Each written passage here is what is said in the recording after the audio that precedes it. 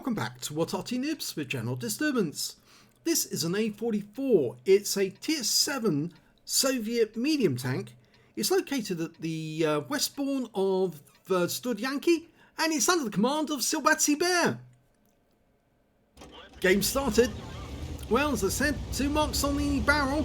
Yes, he's having one of those days. He's now playing the Soviet medium. With the engine up front and the crew compartment in the rear. It's supposed to be a replacement for the T-34. Didn't actually get put into production. Okay, well, he's armed with a 107mm gun, capable of doing 300 alpha, and he's loaded the APCR right from the start. And you notice he's actually put them in different slots. He's got the HE as the middle one. Oh! He was lucky to get that shot in the EBR because he actually raised the front of his vehicle and this vehicle doesn't have good gun depression because of the fact that the engine's up front, which means the gun can't depress over the front of the vehicle at all. In fact, you really only get good gun depression on this vehicle over the sides and the rear. Now, having the engine up front also is a protection from the crew, so if they do receive fire, then they're going to be able to do something about it, because the thing is the shell's going to hit the engine rather than hit the crew at the back, the fighting crew. Okay, you can see these guys going into the dip next to the church. It's unfortunate you only get a brief look at them just before they drop into the dip, and you might be able to catch them on the way back out the other side, but somebody needs to have sight of them in order for Silberzwiebel to get a shot from this distance. His view range, it just extends as far as the dip. Oh, the T-29 got up and he couldn't get a shot in the EBR because it was too quick, and he just narrowly missed that T-29. Now he's been joined by his platoon mate. He's platooned with a T-29 in this game. Oh, he fired through the building to destroy it, and I think now he's going to have goes at that T-29 just when he reloads. 9 seconds on the reload. Oh, that shot went straight past the side. It really wasn't good RNG on that one. The Sigma was saying, no, you're not going to have that one. But he got the hit on that one dead on. I did mention the alpha damage to this gun. Oh, got that one onto the turret, but it didn't pen. Remember, the gun will actually do 300 alphas, so he got a high roll with that shot on the T-29, but the T-29 is pulled behind that building now, and he's not going to get shots until he goes past those 2 buildings, because they kind of act as cover. Oh, T-28 turns up. Yes! Actually, it wasn't a T-28, T-20, but he got around into him, and his platoon mate did as well. Now, can he get the shot to kill? Well, not a kill shot, low roll, 287. And his platoon mate gets the kill on that one. Now here comes the T-32. American Heavy hit the turret. Unlucky on that shot. The turret's quite strong on the T-32, but the body of the tank's fairly weak. Trying to get the right angle. Yeah. Oh, and it sails over the engine deck. He's getting very, very poor RNG on this game. He normally doesn't do this because he's played this tank quite a lot. So it's surprising that he's actually getting bad results at long range. Okay, his platoon mate's firing as well. That one didn't go. He's firing the APCR, he's firing the premium rounds, and these premium rounds, well, they've got penetration of 219mm.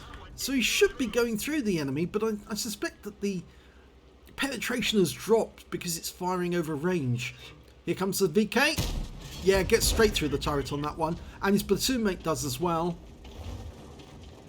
This is working out quite good for his platoon mate, and now that's better. Into the engine bay. Into the engine bay, I should say. 285. He's not loaded in time to get a shot at that LTG, but he can hit the Panther, and he gets that one in. 291. He's now up to 2k of damage, and the Panther's coming towards them. And no, that one didn't go. It looked like it dipped at the other end and shot underneath the Panther. But he should be able to get this one through the side of the KV3. Yep, and a high roll. Got an E25 turned up now. There's a whole bunch of enemy tanks there. In fact, it's Silhouette City. You get another one in. Come on. Well, the LTG's gone unsighted. In fact, most of the enemy at the other end have gone unsighted because our guys have pulled back. And if we're going to continue this operation, we're going to need to have somebody get closer. Well, Silberzwiebel's decided that he's going to be the one who gets closer. And he's just driving straight across the field. Now, he might get noticed. Sixth Sense may go off any second. But remember, he's got that engine in front of his crew, so he's expecting that if they do fire at him, they're not going to pen him, and they're actually going to come off worse. And there's the KV-3, suddenly noticed where the guy is, so he's going to go in and bully this one, fires it right into the weak spot, the driver's ports, gets behind the guy, pointing backwards at him as he's driving forwards into the engine. Yes, it's a nice hit for 270, but it is a low roll. He's taking around from the KV-3. The E-25's down. Now he just needs to kill this guy. Oh, he doesn't get it. And the KV-3's down. In fact, it was a Panther got him. There's the Crusader. He's up in the corner, and so's the E-25. So we know exactly where they are. And Silberzwiebel's moving directly towards them. He dials in on the Crusader. That one misses. But the E-25's up there as well. He just knocked that tree down. So there's only the one enemy left. He's taking around in the tracks from the E-25. He's jinking to avoid taking more fire. The 75mm on the E-75. Oh, and he goes, but he goes to the 50 TP. Was that enough? Is it going to be enough damage? Just under 3k damage for Silberzwiebel. Let's have a look. Yes, he's done it! Even with a first-class tanker, he got his third mark of excellence in the A-44. Yes, a difficult tank to play, the A-44, but he managed to do it. He got his third mark. Bruiser medal for getting at least 5 critical hits, and this one he managed to get 6.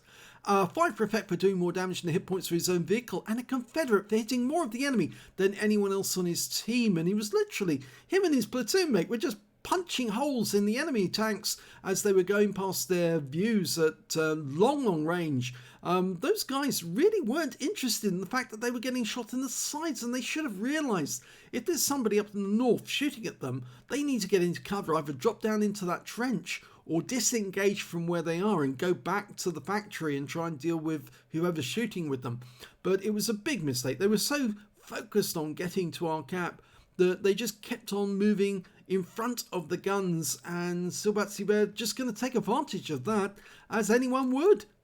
Let's have a look at team score, and we can see from the team score that he didn't get the highest damage in the game. No, unfortunately he didn't, because the Samur SM managed to get 2,979 hit points, but he didn't pick up a high caliber either.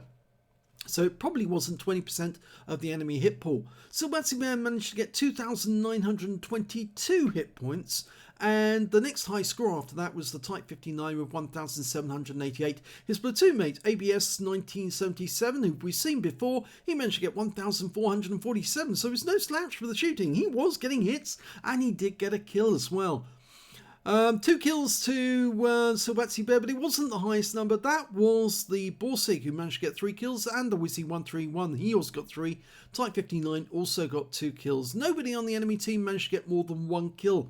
When it came to base XP though, it was the Samur who also got the top in that one. He got 1,418 base experience points, and the Type 59 1,019, and then we've got Silberzwiebel with 953. So he's under 1,000, but it was enough for a first class, and the amount of damage he did was enough to actually get the third mark of excellence as well. So congratulations on the third mark. Not an ace tanker, but it was a very good display, and it was almost like a shooting gallery. You know, these guys, they really didn't know what was happening and what they were doing wrong. They just kept getting holed in the side, and, well, rather silly of them to do that. If we look at the detail, we can see he fired 25 shots in that game, got 17 direct hits and 10 penetrations. He got very bad RNG from that gun. Some of those shots were nowhere near the aim point. 2,922 hit points of damage, of which 2,042 were at more than 300 meters. He received 6 hits from the enemy in that game. 2 of them were penetrations, 3 non-penetrations, and 1 hit by way of splash as well. That was from the Crusader. 405 hit points of damage blocked by armor. He spotted one enemy vehicle, damaged 7 of the enemy, didn't get any kills, but didn't he? Actually, no, he didn't get any kills in that game. No, that's why he got the Confederate. 584 hit points of damage assistance in that game.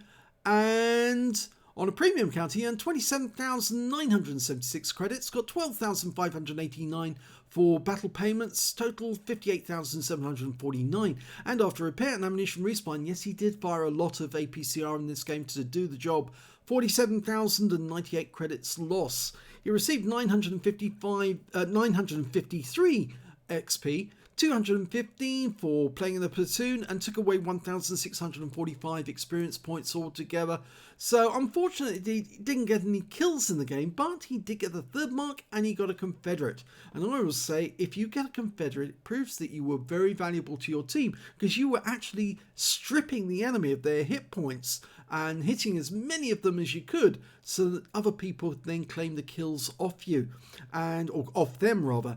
And the 3rd mark proves that he knows how to handle the A-44 very well indeed, except in this battle, I think something's wrong with our Wargaming's RNG engine, because a lot of those shots were just not going anywhere near the points he was aiming at. And really, you'd think that they would have been by now, because he's played a lot of games in the A-44, so it's surprising that it was performing so badly on this occasion, but that's the way the cookie crumbles sometimes. You can never take away the 3rd mark. That's on his barrel now. 3 marks, and everyone will know it. If you enjoyed that replay, please give this video a like and do subscribe to our channel, please. And stay tuned to our channel, because we do have more replays from Silberzwiebel tomorrow, and they are humdingers as well. You're going to really enjoy some of those. So thanks for watching.